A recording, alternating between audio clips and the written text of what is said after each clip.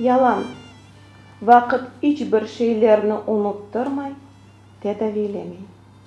Terettek gerekmeyini yok ete, mühimge emiyet koşa, renklerini koyulaştıra, gayrıdan erşege kıymet kese, ayat terazesinde erşeğini gayrıdan çekip yanı adlar koya, ama tedavilemey.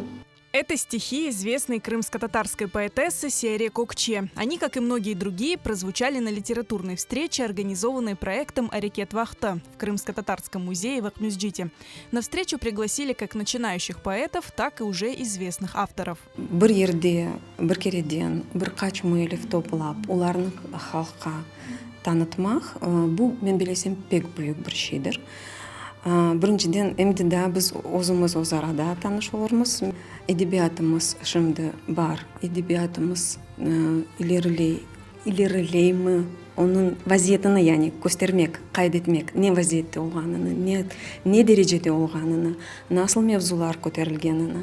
Мен білесем бұл пек мерақладыр. Менің де ве башқа яш шайырлерінің кім тек ось ижади yollarını başladı, ось шайырлеріні тақдим etmege imkanları olacak ve men bilesem bu pek faydalı bir kuruşuk olacak. Bizde bir-birimizden tanış olmağa, ось fikirlerimizden paylaşmağa çaremiz olacak. Каждый автор рассказал о своем творческом пути и о значении поэзии в жизни. На встрече звучали стихи на разные темы. Nice insan iş bu sabah kaldı dehşet içinde. Gözyaş dolu anaylarını korku tırnay betinden, endi yalnız, aciz yurtum inley sayıp peşinden.